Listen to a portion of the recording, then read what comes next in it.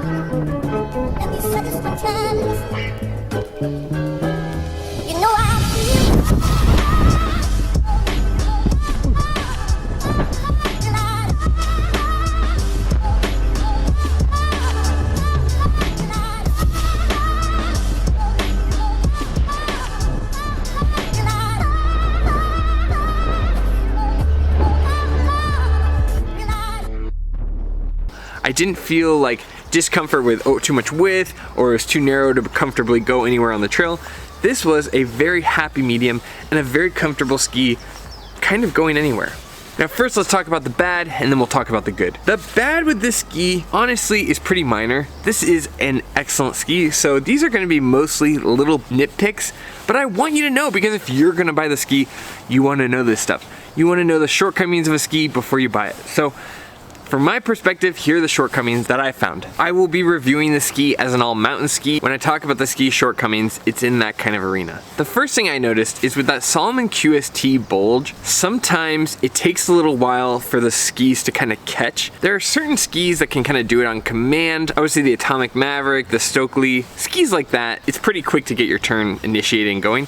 The Salomon QST, you must wait for just the right edge angle and then it'll hook in.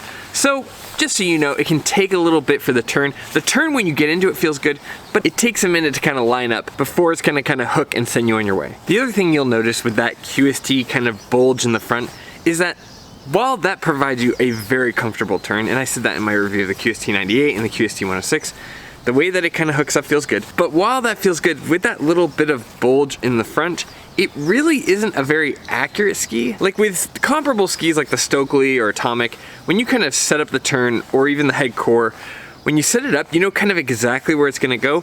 The Salomon QST, just with that kind of tip profile, it's more kind of like approximately when it's carving where it's gonna go. Now it's not like tremendously inaccurate, or like it's not, you know, gonna go the wrong way or anything, but just it's not as precise in the carving on exactly when it's gonna hook and exactly where in the fall line you can rely on that edge to grab. It's a very minor detail, but something you'll notice as you put more miles on this ski. There isn't a tremendous amount of camber, so it's not like totally snapping you in and out of every turn. It feels pretty good.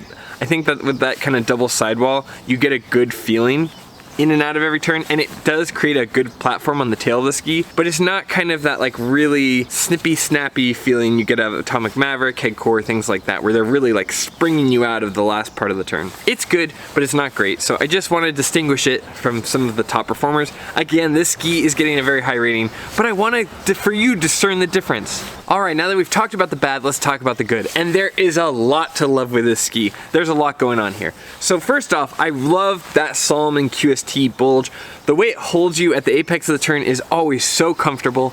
I think if you're looking at an all-mountain ski, like I said before, this leans on the off-trail, but I love the way it feels off-trail. It really allows for quick kind of pole plant turns. Off-trail was super fun. I felt like there were a ton of lines I could take. I also felt with that tip, with that kind of secondary bulge, that it floated in the powder much better than I was expecting. It really punches above its weight in regards to what kind of conditions it can go in comfortably, especially given its narrower width in the 92. I had a ton of fun. We found powder. I had a great time there. We found fresh tracks on the groomers. I had a great time there. There was nowhere on the mountain that this ski felt really uncomfortable. The carving is really good. Like, it's a comfortable turn. It launches you kind of, it springs you out of your turn. They were fun to jump. They kind of felt light and flicky. I also just felt like I could make nice, quick, easy turns off trail. And if I found powder, I was gonna have fun. But I also, when the trails weren't good, when maybe the snow was skied off and I would kind of hop back onto the groomers, I had fun on the groomers because it made a solid turn.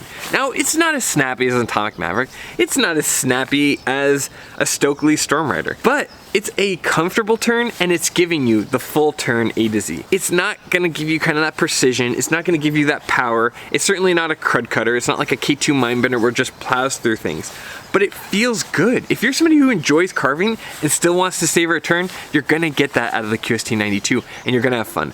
I don't know, I loved just kind of the healthy balance of this ski in its shape for making clean turns while also not being cumbersome in the woods and making quick kind of pole plant turns and floating in the powder way better than it had any business floating. And lastly, the good thing I really want to talk about with these skis is the price and value. These skis new in the 2024 at peak prices is $549.95. Over the summer, I saw these skis as low as $320. When it comes to value, these skis are going on sale at $320. You can get them new for $550, and honestly, that's such a good value for what you're getting. I mean, if you want a ski that can carve and go off trail and where you're not gonna miss out on powder days, this is probably the highest value ski that I've seen on the market. You are getting so much ski for such a fair and decent price.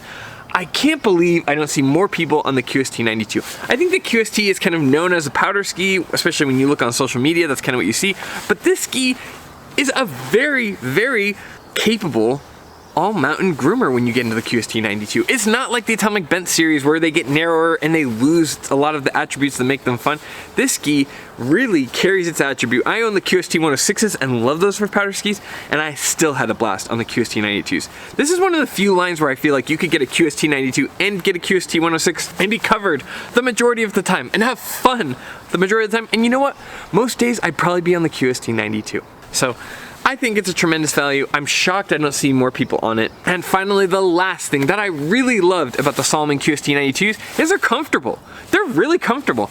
Having that kind of width underfoot doesn't hurt my hips. I went into the QST blank and oh boy, even in the powder, that is a lot of work on your legs. The QST 92 felt great. It's like, oh man, the turns feel really clean, my hips feel like they're in good position when I'm carving, and then you go off trail and they float way better than they have any business floating. What an amazing ski. I mean, if I had somebody where they're like, I like carving, but I want to start going off trail more, I think this would be what I would suggest for most people.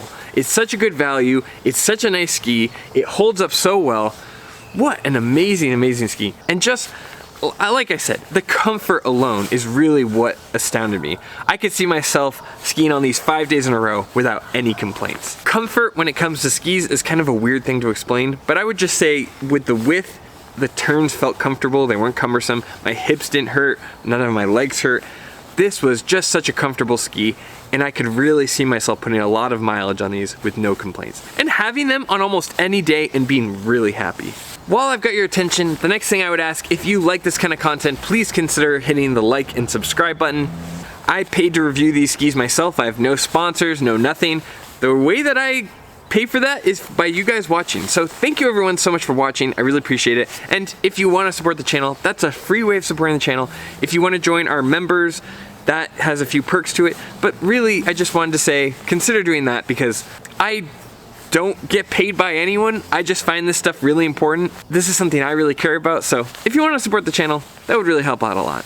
So next, let's talk specs and stats. I skied these in a 176, which means that they had a 15-meter turn radius. They felt very comfortable in that kind of turn radius. They could make quick, snappy turns, probably part of why they're so fun in the trees. They have a partial twin tip to them. The other thing is similar to the rest of the QST series. They have that CFX carbon weave. That's kind of a laminate. And then they have that full poplar wood core that kind of helps with dampening. And they have that, again, that double sidewall that kind of helps create that clean, it's like that the apex of the turn, just where you sit when you're carving, feels so comfortable. And that's partially with the double sidewall, but also that little bit of a bulge they have just creates like a nice clean arc for you to sit in. In the length I skied at 176, these skis weigh 1,820 grams per ski. A very like middle of the run weight. I mean, I don't think it's like the lightest ski, but it certainly doesn't feel heavy either. So that's just so you know what the ski's made out of and what we're kind of working with. Now finally, let's talk score. I think a lot of this score, honestly, is kind of carried in part by that value. You're getting a really nice ski without having to go all the way to like the K2 levels of no customer support and issues with DLAM that I've heard from other people. So I think this ski, for like the level of ski you're getting and the cost and the quality, I think this is probably the singular best value I've seen on the market. There are some other deals. I mean, I think Atomic Maverick also kind of falls in that line. I think that the ski, when it comes to carving, it does a really good job kind of despite its off-trail design.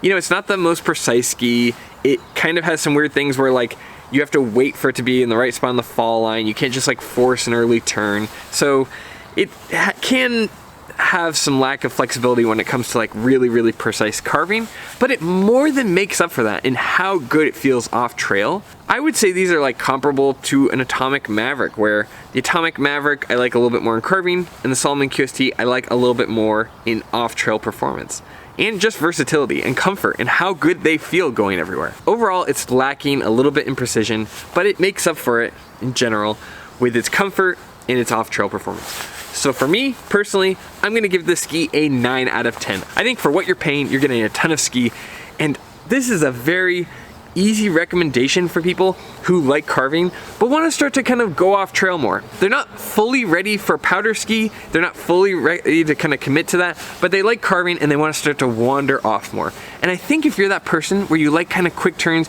you wanna kind of push yourself off trail or on more advanced kind of areas of the mountain, I think you'd really like this ski. So for me, this is a 9 out of 10. It's a great ski, tremendous value. I can't recommend it more. And I gotta say, there are a few skis where you can say you really like them, but there are even smaller number of skis where you could feel like I could put 100 days on these and not get sick of them. And that's where this ski's at. I feel like I could ski on these for a really long time and be happy every day. So that's why I'm giving it such a high score. I really love these Salomon QST 92s.